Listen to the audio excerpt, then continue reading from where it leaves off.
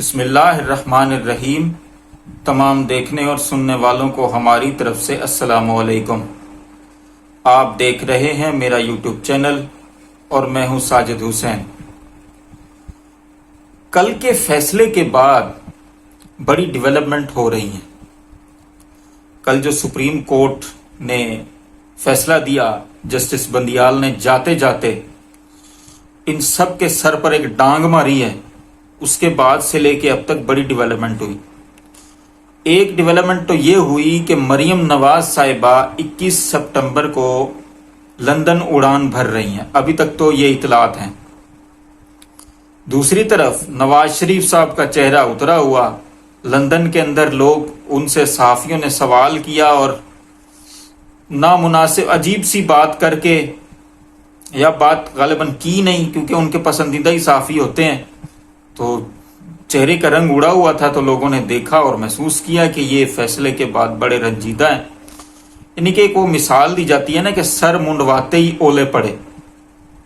اب نواز شریف صاحب واپسی کا پلان کر رہے تھے، واپسی پہ خمینی بن رہے تھے اور انقلابی بن کے 21 اکتوبر کو انہوں نے لینڈ کرنا تھا، جو ان کا پلان تھا، اور لاہور میں لینڈ کرنا تھا اور لوگوں کو اکٹھا کر کے، بلکہ لوگوں کی ڈیوٹیاں بھی لگ گئی تھی کہ آپ نے اتنے بندے اپنے علاقوں سے لے کے آنے، بڑا سارا جلسہ کرنا تھا۔ نواز شریف صاحب فاتحانہ انداز میں اترتے تو بعد میں جو ہوتا سو ہوتا، لیکن وہ سارے خواب چکنا چور ہو گئے۔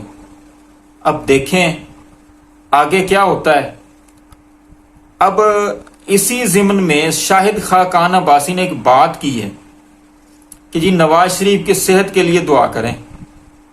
اب پتہ نہیں یہ نواز شریف سے ہمدردی کر رہے ہیں یا پھر کوئی طنز کر رہے ہیں، کیونکہ ان سب کا وتیرہ تو یہی رہا ہے کہ جب بھی کوئی مشکل ملک میں آئی ان کے اوپر، تو یا تو کسی کی کمر میں درد ہو جاتا ہے یا کسی کی چمچے پلیٹیں کم ہو جاتی ہیں۔ تو اب نواز شریف کے ساتھ بھی پھر نہ کچھ ہو جائے، ڈاکٹر عدنان پھر نہ کہہ دے کہ جی ابھی آپ کو لندن سے باہر نکلنے کی اجازت نہیں، ابھی لندن کے ڈاکٹروں نے آپ کو اجازت نہیں دی۔ 4 سال یہی ڈرامے بازی اس ملک کے ساتھ ہوتی رہی۔ دوسری طرف یہ مہنگائی مکانے کے لیے آئے تھے، آپ سب کو پتہ ہے ان سب کی باتوں کا، اور 16 مہینے کی انہوں نے حکومت کی، لیکن کیا حالات رہے ان کے۔ مہنگائی بڑھ گئی، ایک دم 26 روپے پھر پیٹرول بڑھ گیا۔ کیا انہوں نے کیا؟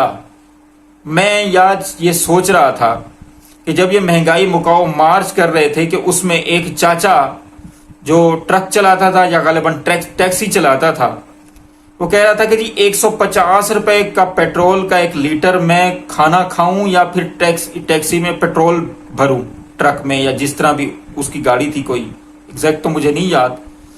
تو اب میں نے سوچا کہ اب اس چاچے سے کوئی پوچھے کہ یار زندہ ہو یا مر گئے ہو؟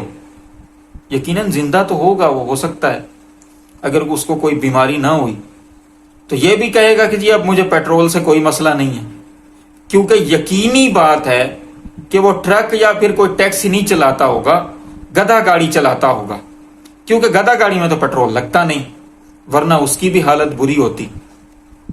اس طرح کے لوگ اس طرح کی باتیں جب کرتے ہیں، ایک چلتی چلاتی حکومت کو انہوں نے گھر بھیجا صرف اپنے کیسز ختم کروانے کے لیے۔ اب یہ باتیں کھل کے سامنے آ رہی ہیں۔ جنرل باجوہ نے ان کو NRO 2 دیا، ایکسٹینشن اس نے لینی تھی، ایکسٹینشن کے بدلے اس نے کہا کہ جی جو مرضی کرتے رہنا، تمہیں کوئی نہیں پوچھے گا۔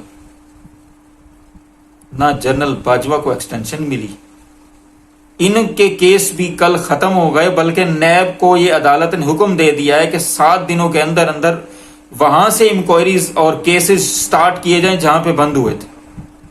ہاتھ کیا آیا؟ جسٹس قاضی فائز عیسیٰ صاحب جو کل ماشاءاللہ حلف اٹھا رہے ہیں، یہ پہلے بھی بات ہو چکی،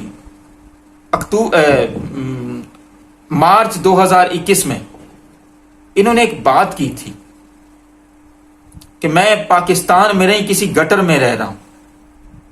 اب پوچھنا ان سے یہ تھا، مبارک ہو قاضی صاحب، اس وقت تو ملک گٹر لگ رہا تھا آپ کو، کیونکہ آپ کی چوری پکڑی گئی تھی، کل آپ اس ملک کی سب سے بڑی عدالت کے چیف بن رہے ہیں.